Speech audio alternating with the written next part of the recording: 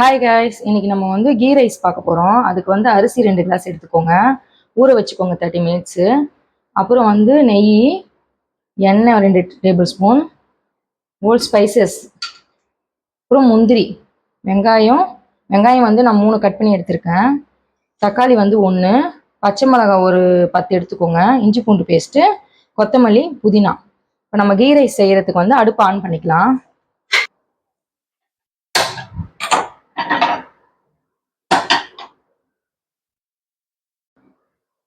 இப்போ cooker heat ஆனோடனே நெய் ஊற்றிக்கலாம்.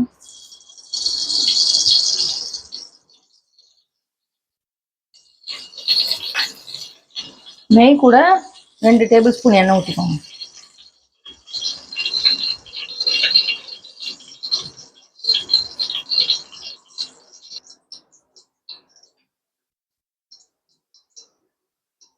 எண்ணெய் ஹீட் ஆகிடுச்சு. இப்போ முந்திரி போட்டு டோஸ்ட் பண்ணிக்கலாம்.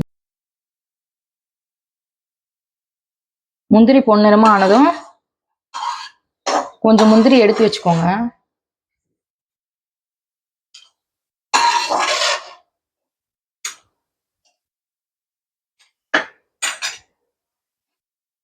இப்போ வந்து பட்டை, லவங்கம் எல்லாம் போட்டுக்கோங்க.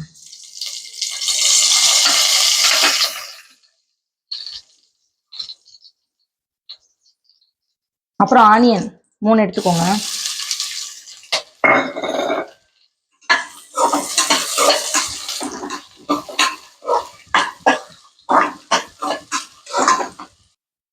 இப்போ ஆனியன் வந்து லைட்டாக மட்டும் வதங்கட்டும். வெங்காயம் இந்த ஸ்டேஜ் வந்ததுக்கு அப்புறமா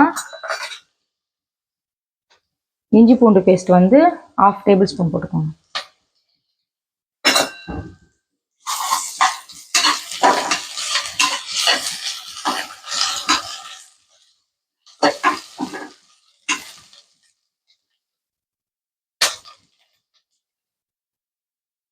இஞ்சி பூண்டு பேஸ்ட் அதுக்கப்புறம் புதினா கொஞ்சம் ஆட் பண்ணிக்கோங்க, கொத்தமல்லி கொஞ்சம்.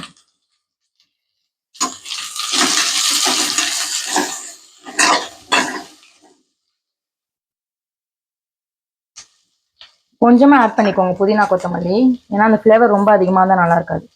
அப்புறம் பச்சை மிளகாய்.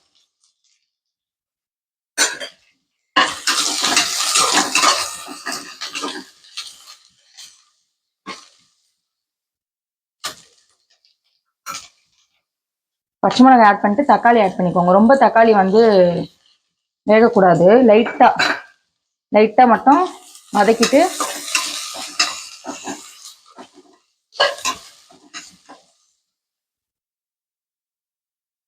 தக்காளி லைட்டாக வதங்கினதுக்கப்புறமா தண்ணி ஊற்றணும். அது வரைக்கும் வெயிட் பண்ணலாம்.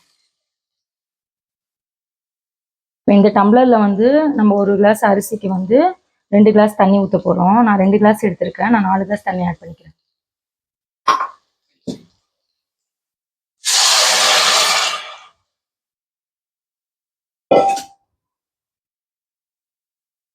இப்போ தேவையான அளவு உப்பு ஆட் பண்ணிக்கலாம்.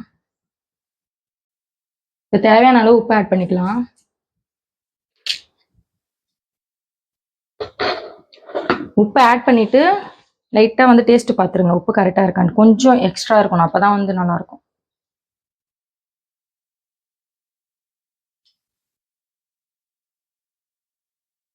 உப்பு போட்டுட்டு தண்ணி நல்லா கொதிக்கட்டும், அப்புறமா அரிசி ஆட் பண்ணிக்கலாம்.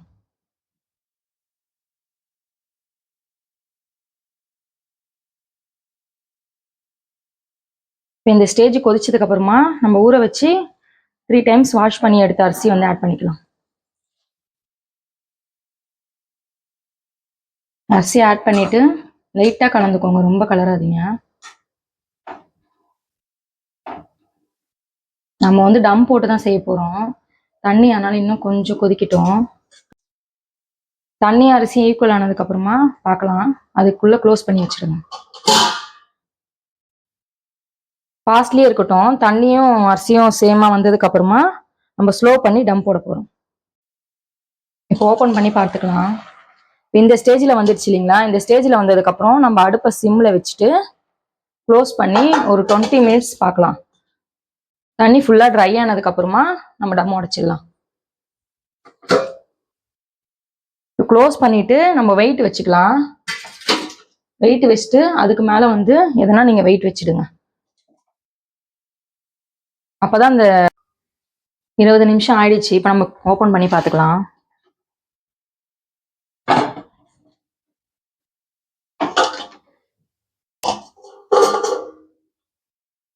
இப்போ வந்து பார்த்தீங்களா, நல்லா வெந்துடுச்சு அரிசி. நம்ம அடியில் வந்து தண்ணி நிற்கிதான்னு மட்டும் செக் பண்ணிக்கோங்க. அடியில் தண்ணி இல்லை பார்த்தீங்களா. இப்போ நம்ம வந்து உடனே டம் எடுத்ததும் மேலே வந்து நம்ம முந்திரி ஆல்ரெடி பொரிச்சு எடுத்து வச்சிருந்தோம் இல்லைங்களா, அது போட்டுக்கலாம். கொத்தமல்லி கொஞ்சம்.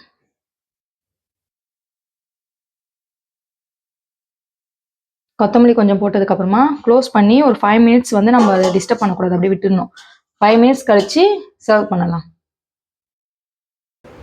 பவுலில் மாற்றிக்கலாம்.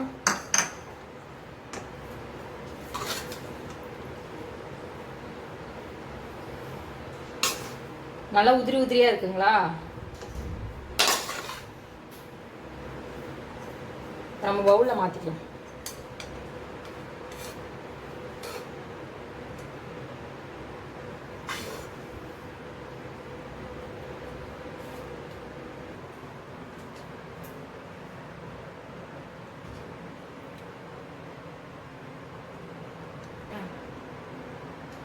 வீட்டில் செஞ்சு பார்த்துட்டு எப்படி இருந்ததுன்னு சொல்லிட்டு கமெண்ட்டில் சொல்லுங்கள்.